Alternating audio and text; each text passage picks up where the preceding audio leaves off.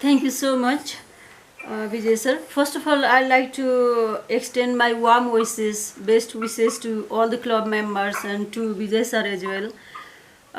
And my congratulations and best wishes to the new team as well, who are going to take over the club effective from 1st of July.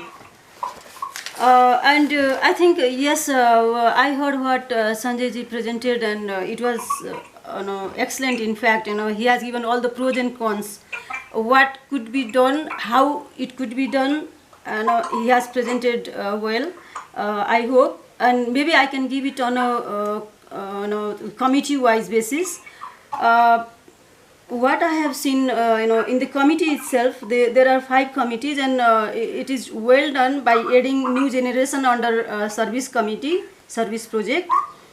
There is something called youth service. So youth service like say एउटा committee, it's not a proper committee, but it's a sub committee. I think त्यो ल्याउन सकिन्छ जस्तो लाग्छ मलाई अगाडि नै सब committee भनेर youth service मा पनि ल्याउन सकिन्छ, but it's good since you have already added it under service project.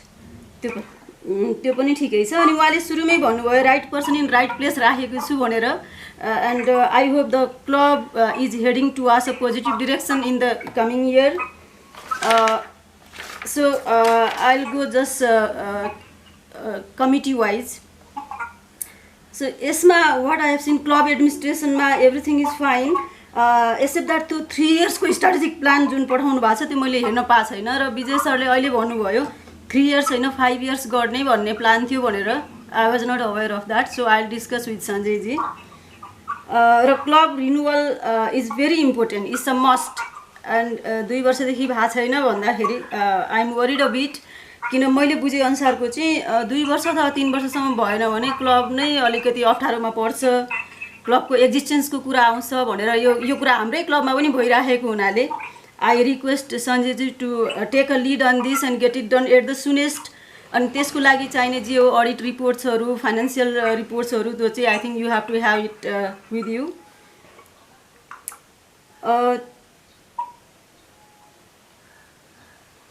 Okay okay so र सञ्जयजीले मलाई पठाउनु भएको एउटा सिट छ, त्यसमा उहाँले त्यो मन्थ वाइज रोटरी इयरको each month dedicated for what भन्ने एउटा सर्टेन उसमा चाहिँ त्यो लिस्ट अपडेट गर्नुपर्छ जस्तो लाग्छ मलाई. अपडेटेड छ त्यो आरआईको वेबसाइटमा पनि छ, नत्र I can send it to you. जस्तो January is for vocational service, अनि पहिलेकोमा चाहिँ रोटरी अवेरनेस मन्थ भनेर थियो, त्यसमा चेन्जेसहरू भएको छ धेरै. I can send the list to you and you can plan accordingly. I think you can update your plans accordingly. मेम्बरसिपमा राम्रो देखिरहेको छ, उहाँले 2 जना अलरेडी प्लस हुनेवाला छ भन्नुभएको छ, र मैले हेर्दै थिएँ 5 वर्षको डेभलपमेन्ट हेर्दाखेरि धेरै मेम्बर बढेको त देखिएन, तर उहाँले अघि नै भन्नुभयो एकपटक 55 पुगेर पनि घटेको रहेछ. त्यो चाहिँ वेबसाइटमा हेर्दा देखिँदैन, मैले आरआईमा हेरेको थिएँ 1 जना मात्रै ग्रोथ भएको देखिरहेको थियो. It's good. So I would like to thank you so much. अनि त्यसमा पनि 1 फिमेल मेम्बर भन्नुभएछ, त्यो खुसी लाग्यो. र डिस्ट्रिक्टले पनि पर क्लब 5 मेम्बर एउटा म्यान्डेट जस्तो दिएको छ अहिले यो आउने कमिङ इयरको लागि. भनेको पर क्लब 5 मेम्बर बढाउने यस्तो क्लबले जसको मेम्बरसिप अलरेडी मोर देन 30 छ, जसको मोर देन बिलो 30 छ उसलाई चाहिँ 30 मा पुर्याउने भन्ने डिस्ट्रिक्टको टार्गेट छ यो वर्षको लागि. र यो पब्लिक रिलेसनमा जाँदाखेरि हुन त कमिटी पनि बनिसकेको छ, पार्थिवेश्वर सर हुनुहुँदो रहेछ त्यसमा, खुसी लाग्यो पब्लिकेसन कमिटीमा. त्यसमा चाहिँ इलेक्ट्रोनिक कपी नै गर्ने कि भन्ने पनि डिस्ट्रिक्टले भनेको छ. You can think about it. अहिले चाहिँ इलेक्ट्रोनिक कपी गर्न पनि सकिन्छ, अनि पछि गएर त्यसलाई हार्ड कपीमा प्रिन्ट गर्न पनि सकिन्छ जब सिचुएसन नर्मल हुन्छ. र I like to thank you so much that you have already committed for 10 advertisements. त्यो भनेको एकदमै ठुलो कुरा हो. एक्लैले 10 वटा एडभर्टिजमेन्ट ल्याउँछु भन्नुभएको छ, त्यो कमिटमेन्ट हो. I was so happy for that. र अर्को कुरा म यो पब्लिक इमेजमा के पनि भन्न चाहन्छु भने एउटा जय रोटरी भन्ने प्रोग्राम छ, साथै यो रोटा भाइब भनेर पनि क्लासिक एफएमले चलाइराखेको छ. त्यसमा चाहिँ I request maybe your members दाईहरू हुनुहुन्छ जो चाहिँ सिनियर दाईहरू हुनुहुन्छ। हाम्रो जयेन्द्र दाई हुनुभयो, पार्थिव सर हुनुभयो र त्यस्तै अरू सबैजनालाई म रिक्वेस्ट पनि गर्छु र maybe I can arrange for that त्यहाँ गएर एउटा इन्टरभ्यू जस्तो राख्ने अन रेगुलर बेसिस मेम्बरहरू जो अरू इन्ट्रेस्टेड हुनुहुन्छ उहाँहरूलाई बोलाउन सकिन्छ, पब्लिक इमेजको लागि हेल्प गर्छ।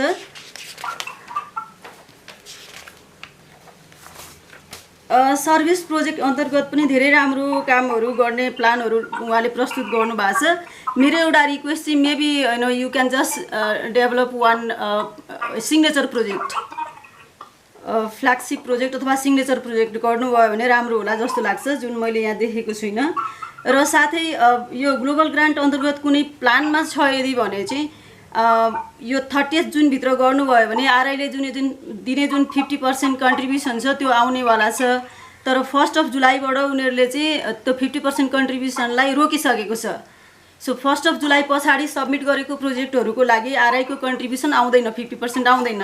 त्यो भएकोले कुनै प्लानमा छ भने आई रिक्वेस्ट सञ्जयजी अनि अहिलेकै बोर्डले पनि maybe you can submit the documents within जुन 30 भनेको आज 10 तारिक भइसक्यो। अब 20 दिनभित्रमा गर्नुभयो भने चाहिँ 50% पनि पाउनुहुन्छ आरआईबाट। मेरो एउटा रिक्वेस्ट हो त्यो।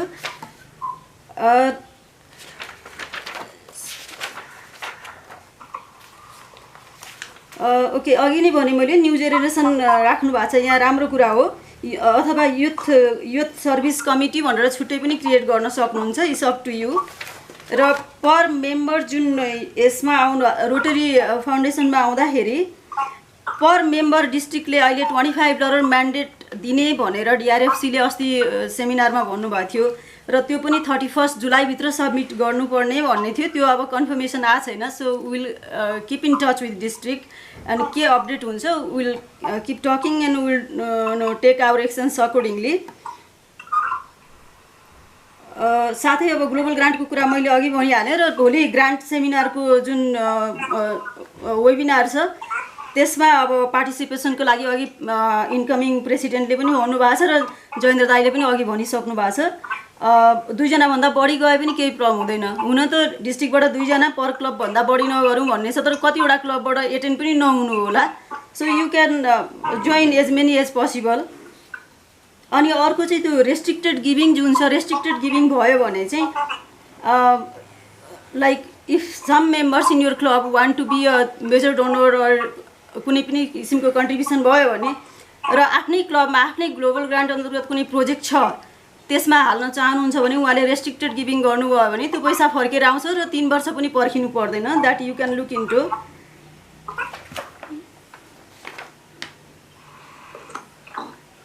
सो उहाँले एनुअल बजेट र अब इन्कम र एक्सपेन्डिचरको हिसाबहरू पनि देखाउनु भएको छ। त्यो क्लबको इन्टरनल कुरा पनि भयो, त्यसलाई कसरी म्यानेज गर्ने। Maybe you can discuss internally with all the seniors and you can come up with an idea. अनि अघि विजय सरले भन्नुभयो एकदम you have given an honest opinion like how it could be done. अहिले एकदमै ट्रान्सपेरेन्सी देखाउनु भएको छ, कति लस भयो अथवा कति गेन हुन्छ र कसरी जाने जस्तो पर मेम्बरै लसमा गइराखेको रहेछ। यु क्यान थिङ्क अबाउट अब increasing your membership per member fee also on annual basis.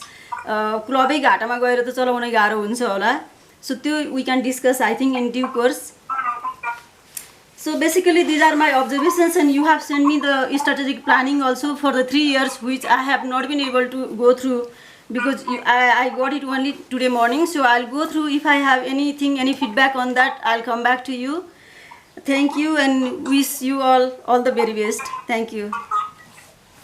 Thank you very much, AG Hemaji, for comprehensive detailed comment on each of the presentation of Sanjay ji. Now I would like to open the floor if any of the members want to comment on the presentation made or any comments we have made. Yes, please, Uday Sharma ji. Thank you for our presentation.